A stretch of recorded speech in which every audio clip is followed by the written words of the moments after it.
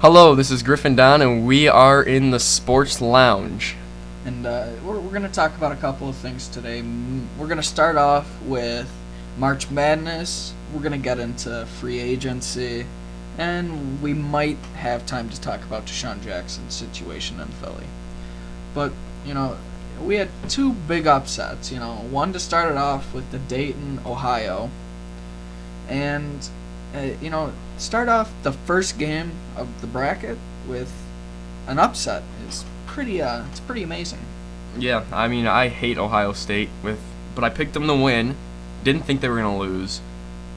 I mean, you kind of had to pick them. I mean, yeah. Who thinks they're going to get upset? I mean, by Dayton. Yeah, but Dayton came out and said, we're a good team, and we're going to show it today, and beat them.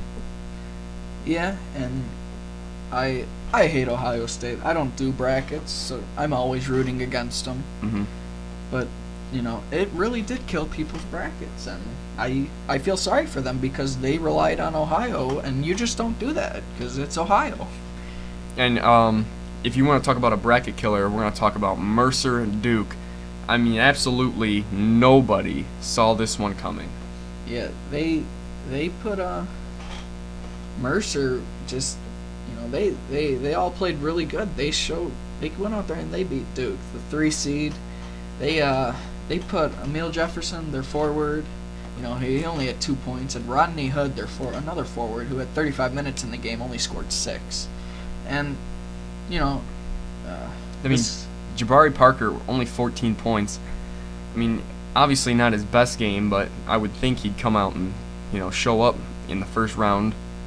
But, obviously not. But can't take anything away from Mercer. They played a good game. Jacob Gowan, 20 points, played 33 minutes.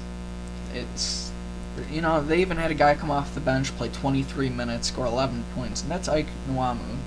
You don't really see that. You don't really would think that coming from a Mercer team. Now, the only good thing that really came out of Duke is that Quinn Cook, 35 minutes off the bench, 23 points. I mean, leading scorer for him. He came. The rest of their bench had no points, and you had 7 minutes, 2 minutes, 4 minutes, 3 minutes, but. I was really surprised that when I heard that Duke lost, because you always think of Duke going far and deep into it. They do it often. I mean, they're a good team. They've always been good. I really liked that somebody asked Roddy White who they thought was going to win it all on Twitter, and he said that Duke was going to win it all. Now, some kid on Twitter, some guy, went and tweeted at him and said that Mercer was going to upset him. And Roddy White, like himself, like he always does, opens his mouth and says that if Mercer does upset him, he's going to give the guy season tickets at the 50-yard line, first row. And when there's like 15 seconds left, the kid started tweeting about it, and I think anyone would. That's pretty crazy. That's kind of a big thing to bet. It's crazy. And he eventually said, "Oh well, since he's a Bears fan, maybe thinking because it's Mercer, Bears fan. I don't know." He said he's going to give him tickets to the Bears game, which is still pretty cool, but again, kind of disappointing at the same time. But but we're going to get into the NFL now, and we're going to talk about free agency. Starting off with the clowns of the NFL, the New York Jets dropping Mark Sanchez. Good thing, he's terrible. It was time to get rid of him. He's a joke. But now bringing in someone else who fumbles more than Mark Sanchez, Michael Vick. Now we're not going to have butt fumbles, but now we're just going to fumble mostly every game. Yeah. And I hate talking against Michael Vick because, he was good when he was in Atlanta. And then he was good for, the first year in Philadelphia, and now he's on the back end of his career. Now we can just say Nick Foles is the new face of He's the new face of the franchise. Yeah. He is the franchise. Without him, I don't think, LaShawn McCoy and all that, and that Deshaun Jackson thing that's going on right now will really hurt him, I think. Because I mean, once they got rid of him, they cut him because they said they don't want him back. They don't want to bring him back. Once they cut him, they're going to be down to Jeremy Maclin, who's coming off an ACL tear, and you don't know if he's going to be the same Yeah. as he was before. And then their second wide receiver is Riley Cooper, who, you know, is, Off the field problems. yeah, I remember.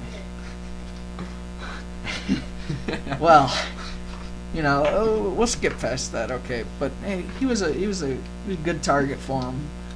But hey, you can't expect, you know, if Jeremy Maclin isn't the same guy he is, I mean, they're really not going to have that big of a passing game. They're going to have to rely on Bryce Brown, and LaShawn Chris McCoy. Polk, and LaShawn McCoy, obviously. But back to the Jets now, because we got a little off topic. Michael Vick on the back end of his career.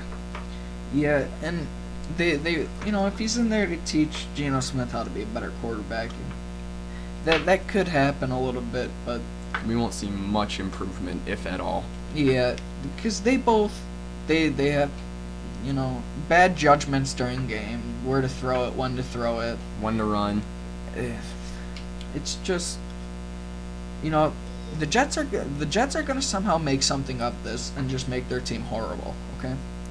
Just like every year. Now, they're always it's just a big running joke with them, and that's just how it is. They're clowns, and The NFL can't live without him, though.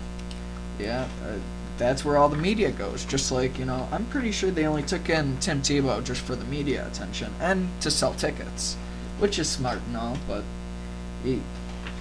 I'm surprised they haven't got rid of Rex Ryan yet. I'm really surprised. But we're going to talk about their rivals, the Patriots. And how good has their free agency been, especially defensively? They had a decent defense last year, nothing real special, but this year I think that has all changed, especially their secondary. You know, they brought in Darrelle Revis. He's, you know, one of the best, if not the best corner. Not according to Richard Sherman. Not according to Richard Sherman. Richard Sherman is a great corner, and he's going to get. He'll probably get more than $16 million a year once he re-signs. If that's what Darrelle Revis is getting right now, he'll get more. Because he's the better cornerback right now. Mm-hmm. But you know, and they also added Brandon Browner, which is Obviously, problems off the field. if he can come in and get rid of those off the field problems, that's gonna be a really good secondary. It's gonna be hard to pass against them, and you know, And it's It's going to be tough.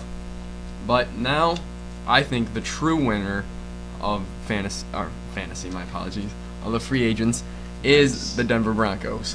yeah, the Denver Broncos. They it looks like they're going all out for a Super Bowl. I mean, and that's usually your thing every year. A Super Bowl. You want to win it every year, obviously. Every team does. Even if you're the Jaguars, you still have in mind Super Bowl. I'm a little upset that they got pooped on last year. Yeah, 48-6. Yeah.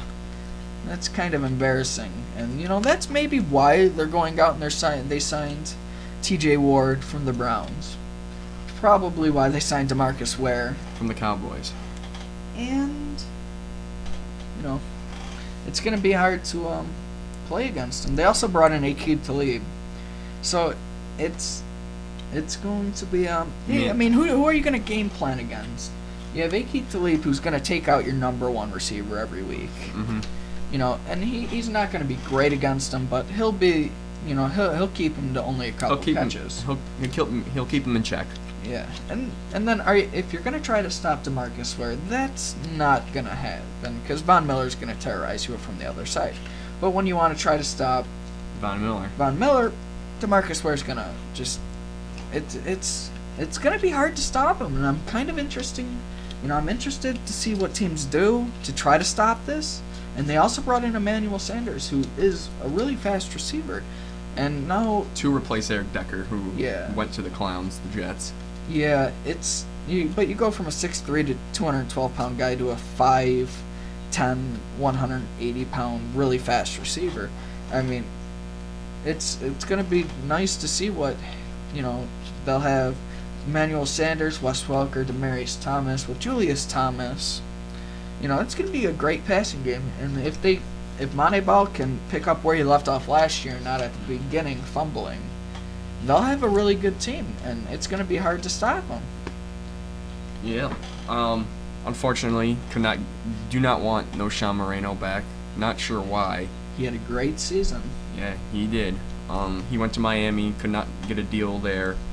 But I mean, don't count him out. I think there's a really good chance he ends up there. They need him. And because Lamar Miller was a big disappointment last year, and I'll say that for my fantasy. I thought I drafted him on my fantasy team in almost every one of my leagues because I thought he was going to be really good. I had a couple players who I drafted in a lot of my fantasy leagues. I mean, I drafted David Wilson and Lamar Miller, hoping to get two good running backs in the somewhat later of rounds. Mm-hmm. And it was just a big disappointment because I waited on them because I thought I could. I thought they were going to be really good. So I got, it was really hard going through the year without running backs because that's your main players in fantasy. Yeah. Situation was pretty messed up. Like he keeps complaining about how he deserves more money, and he had like two really bad seasons, two not like great seasons, not horrible Not bad, seasons, yeah. but they weren't what you'd expect from him, and he thinks he deserves all this money for 1 year of good play, and he's gonna get 10.5 million from 10.5 to 14 million depending on what happens. I mean, I'll take that kind of money. But I heard they're going to trade him starting at like a third-round pick, which is a good gamble for any team that really who needs a wide receiver. I heard the Jets are interested, which is pretty funny. Because the Jets are just clowns, okay? But maybe if they get Deshaun Jackson, they'll have Deshaun Jackson and Eric Decker. With maybe if they end up bringing Maurice Jones-Drew in, but Now, Maurice Jones-Drew might go to the Steelers. Good chance in that. last topic here, the hometown team, the Lions. They made, Good. Golden Tate, I like that. We needed him. Obviously, no more Nate Burleson, and Ryan Broyles always with injuries. We needed a number 2. We needed a guy across from Calvin, and Can't throw to Calvin every time. yeah, it's going to be interesting to see what the Lions do in the draft because they've hit almost every need except safety, but they're bringing in a couple safeties to work out that. Once they get a safety, they can really go with the best player available at 10, which they could take a cornerback with Justin Gilbert, who I like. He's fast and tall and physical. Or you could take Darqueze Dennard, who's physical, not as fast, but he's a good corner. Or they might go with this linebacker out of UCLA, Anthony Barr. And, he really impressed scouts. That's where Mayhew was at the start of free agency. He was there at the UCL Pro Day.